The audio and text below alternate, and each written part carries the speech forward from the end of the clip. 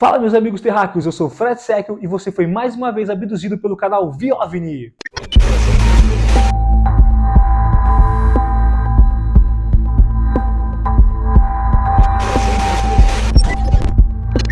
E no episódio de hoje eu vou contar para você que você já viu uma nave extraterrestre gigantesca e nem sabe.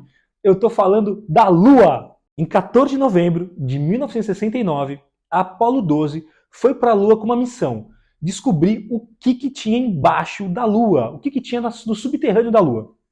Então, eles instalaram um sismógrafo. Um sismógrafo aqui na Terra é um aparelho que mede as oscilações. Um sismógrafo na Terra mede os terremotos. Um sismógrafo na Lua mede os lunamotos. Então, os americanos instalaram lá o sismógrafo e na hora que a nave estava deixando a Lua, os pilotos Charles Cohan Jr. e Alan Bean soltaram o módulo lunar de subida.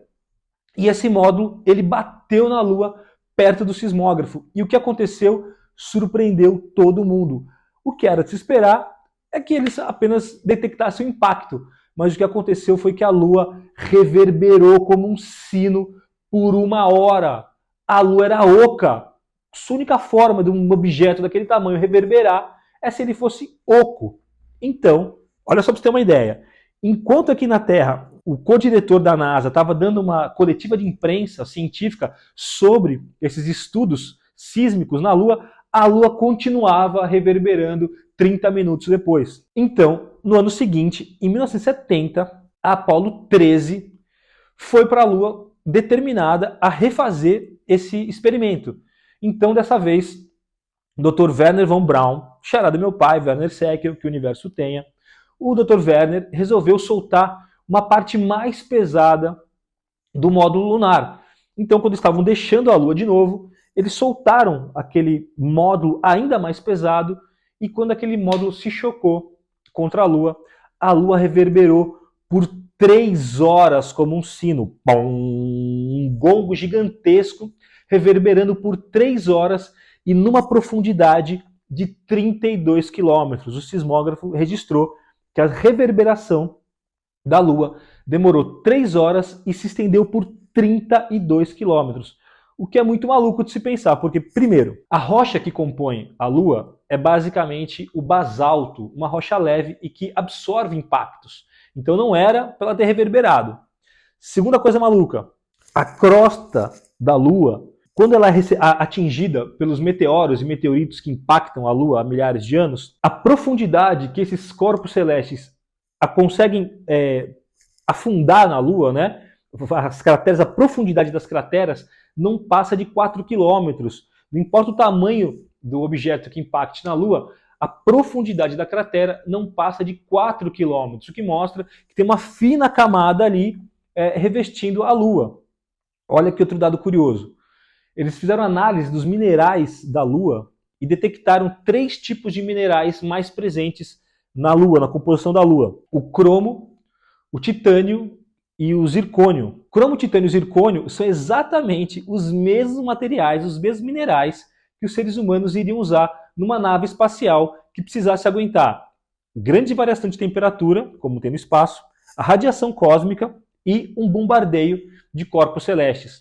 Ou seja, quem projetou a Lua se preocupou em que ela fosse resistente, né, a todas essas intempéries. E aí, olha que maluco. Aí esses são os dados dos americanos, né, o que os americanos estudaram com os sismógrafos e todos os dados coletados. Na Rússia, em 1970, 2 físicos russos, Mikhail Vazin e Alexander Sherbakov, analisando todos esses dados coletados pelos americanos e pelos russos, escreveram um artigo cujo título do artigo era: seria a Lua uma criação de uma inteligência alienígena?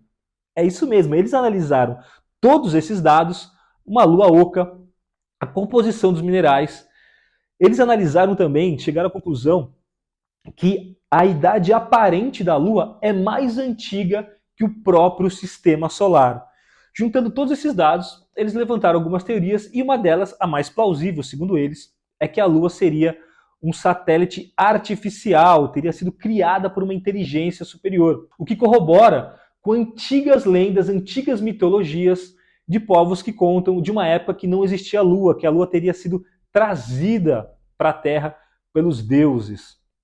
Agora, para fechar esse quebra-cabeça, em 1972, a Apollo 17 foi para a Lua com uma missão. Entre várias missões que elas tinha uma missão lá, um teste que chamava o Chapel Bell, o sino da capela. E esse sino da capela, esse experimento que eles iam realizar na Lua, foi classificado pelo Departamento de Defesa americano como ultra secreto. E hoje, 51 anos depois, a NASA não revelou os resultados, né, desse experimento feito pela Apollo 17. Mas a gente já sabe, né? Eles detectaram mais uma vez que a Lua é oca, o que deixa a ciência muito maluca, porque um corpo celeste oco vai de encontro com tudo que a gente sabe sobre os corpos celestes. Seria então a Lua uma estrela da morte? Eu acho que está mais para estrela da vida, porque se não fosse a Lua, a Terra não teria um eixo tão estável, não teríamos as marés, as correntes marítimas e nenhum clima tão regulado, tudo que favorece a vida. Gostou? Esse foi mais um episódio do VOVNI, e se você aí em casa aí também já teve algum contato com os fenômenos anômalos não identificados, me procure, eu quero ouvir a sua história. Forte abraço!